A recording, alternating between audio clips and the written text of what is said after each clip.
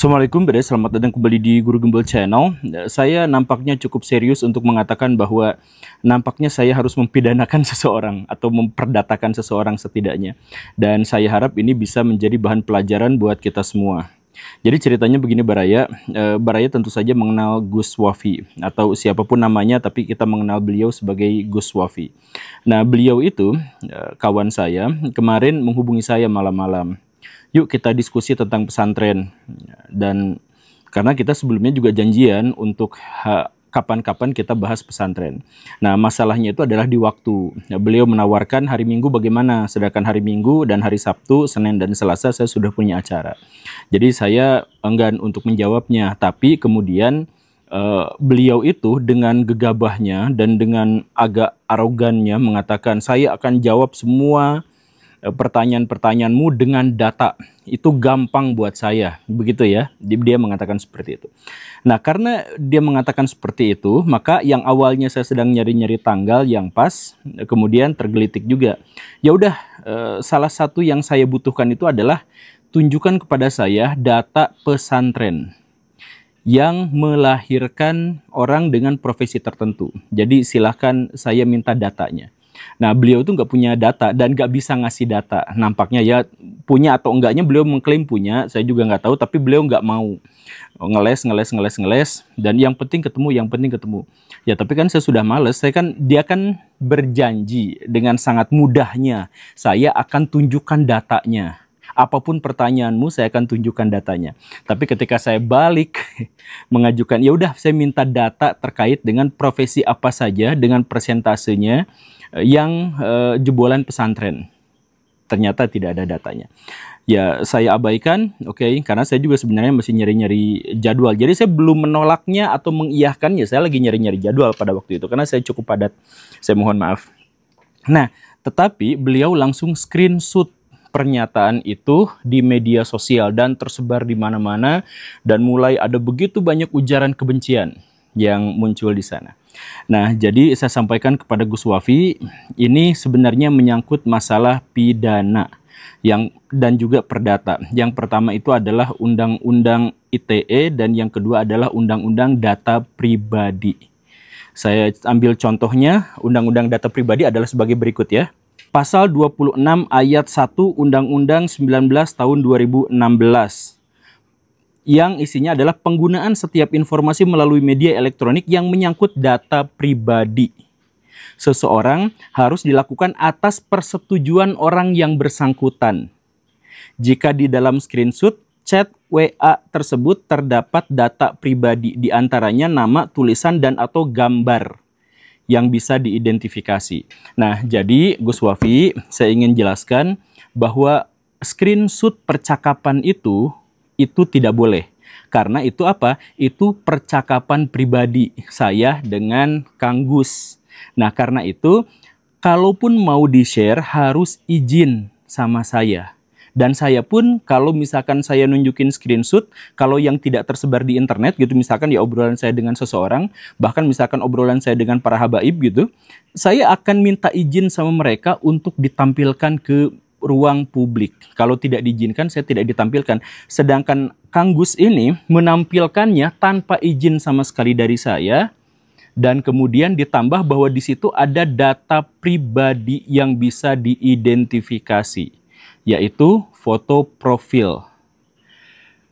Yang sayangnya itu adalah foto keluarga saya yang tentu saja bisa diidentifikasi dengan sangat mudah.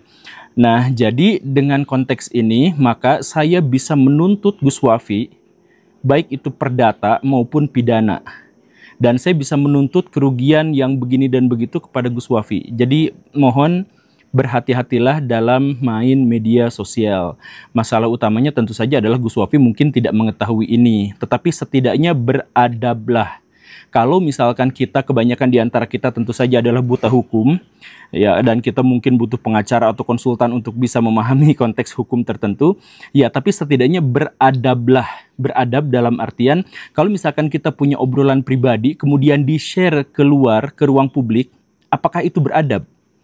Jadi saya punya pertanyaan kepada Gus Wafi. Yang pertama, apakah Gus Wafi itu waktu dulu di lembaga pendidikannya tidak pernah diajarin adab, atau dulu pernah diajarin adab tetapi tidak mengaplikasikannya. Sehingga urusan pribadi antara dua orang kemudian di-share ke ruang publik. Dan ditambah dengan ya sedikit caption yang tentu saja itu akan memancing reaksi dari banyak pihak. Jadi sekali lagi, ini sudah urusannya pidana, ini urusannya perdata, bahkan bisa secara paralel saya tuntut dua-duanya sekaligus.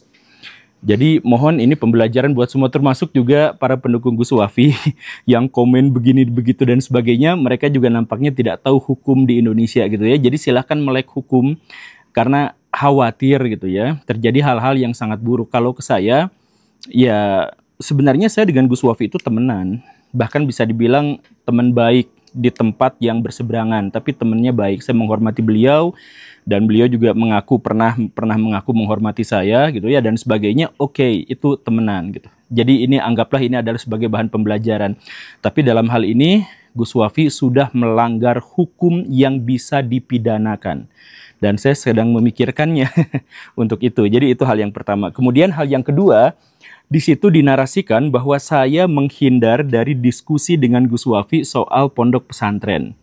Saya tidak menghindar, yang menghindar itu adalah Gus Wafi. Jadi kalau misalkan Baraya cek screenshot yang beliau sendiri tampilkan, jadi sekali lagi saya tuh diajakin dan saya tuh menyanggupi awalnya tanggal sekian mau tidak. Gus Wafinya tidak bisa. Karena tidak bisa, ya sudah ngobrolnya ke sana ke sini dulu. Kemudian di tengah obrolan itu Gus Wafi dengan jumawanya mengatakan bahwa saya bisa bantah pernyataan antum dengan data dan itu mudah buat saya. Lalu saya tanya, coba saya minta data soal lulusan pondok pesantren itu profesinya apa aja dengan persentasenya. Saya katakan biasanya di lembaga-lembaga pendidikan itu di kampus, di SMA, apalagi SMK, nanti lulusan ini tahun kesekian bekerja di dunia apa, biasanya mereka tuh ada datanya. Nah makanya saya tanya data pesantrennya. Ternyata tidak ada, atau beliau tidak mau menampilkan sebelum diskusi dulu. Kan ini ya udah maju mawa awal, tapi setelah ditagih ternyata tidak. Dan saya tidak menyanggah atau tidak menyangkal atau tidak menolak karena saya langsung mengabaikan itu. Ya awalnya sebenarnya karena memang konteksnya pada waktu itu lagi nyari-nyari jadwal. Tapi karena sudah kadung seperti itu, ya sudah. Ya Baraya seperti istilah Gus Wafi ya, silahkan nilai sendiri gitu ya. Nah kemudian yang ketiga, kenapa saya jadwalnya padat minggu ini dan saya kesulitan untuk bertemu dengan Gus Wafi? Karena saya ada jadwal berdiskusi dengan tokoh-tokoh terkemuka dari PBNU membahas tentang pesantren. Tokoh-tokoh yang saya maksud itu dulunya mondok, sekarang punya pondok dan berbicara banyak hal terkait dengan pondok pesantren. Dan orang-orang yang dimaksud itu jauh lebih memiliki otoritas dalam berbicara masalah pesantren daripada Gus Wafi. Karena apa? Karena mereka senior, karena mereka sudah menjadi sesepuh dan disepuhkan, dan bisa saya klaim, nanti kita tunjukkan siapa ya, bisa saya klaim bahwa tokoh-tokoh yang saya maksud itu adalah 10 besar orang paling berpengaruh di PBNU sekarang. Nanti kita, ya saya udah janjian, ada di WA-nya, tapi tentu saja tidak akan saya tampilkan screenshot-nya gitu ya, karena saya cukup beradab dalam hal itu. Nah, tapi intinya saya akan berdiskusi dengan orang-orang yang dimaksud itu, sehingga karena dalam sepekan dengan itu aja 2, kemudian dengan yang lain podcast dan lain sebagainya, saya kesulitan untuk menemukan jadwal dadakan dengan Gus Wafi kemarin itu. Begitu Gus.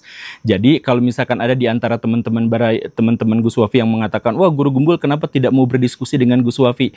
Saya belum memutuskan pada waktu itu, karena saya justru punya jadwal untuk berbicara tentang pesantren bukan dengan Gus Wafi, tapi dengan jajaran tokoh-tokoh terkemuka dari orang-orang yang punya otoritas membicarakan tentang pesantren.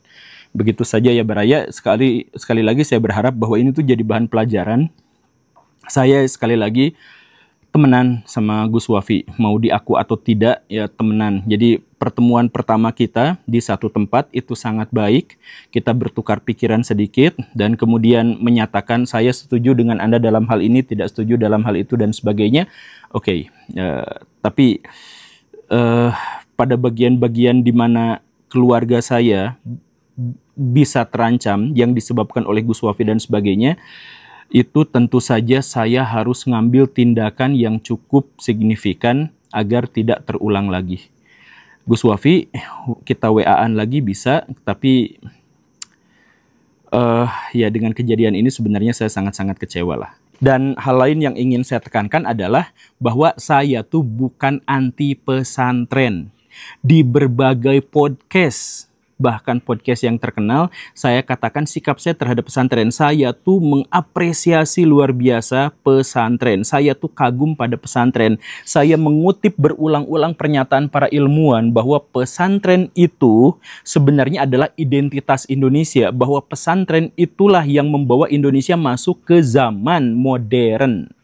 Dan seterusnya gitu. Jadi saya tuh bukan anti pesantren. Yang saya tekankan di sini adalah pesantren yang di zaman dulunya bagus, yang zaman dulunya itu adalah heroik, yang zaman dulunya melawan Belanda, membangun bangsa, membangun identitas, membangun harkat dan martabat dan sebagainya. Dan Indonesia mustahil bisa dilepaskan sejarahnya dari pesantren. Nah, di zaman sekarang pesantren itu terkesan buruk atau banyak yang mengesankan buruk. Ada yang minta-minta di YouTube, ada yang minta-minta di pinggir jalan dan sebagainya. Karena itu saya tuh ingin agar pesantren itu memperbaiki diri. Karena saya punya pikiran yang baik tentang pesantren, tentang lembaga itu. Saya tuh sampaikan itu di berbagai podcast. Jadi saya tuh bukan anti pesantren. Saya minta agar pesantren itu diperbaiki. Agar stigma masyarakat terhadap pesantren itu berkurang atau hilang sama sekali. Kan kita tahu sekarang media-media itu setiap bulan memberitakan tentang kasus kekerasan, memberitakan tentang kasus pencabulan, tentang orientasi seksual yang menyimpang dan sebagainya. Nah, itu yang harus diperbaiki. Tapi kenapa keinginan saya untuk mengajak orang memperbaiki pesantren justru malah dipahami sebagai anti pesantren. Termasuk Gus Wafi ini. Justru malah cari-cari perdebatan.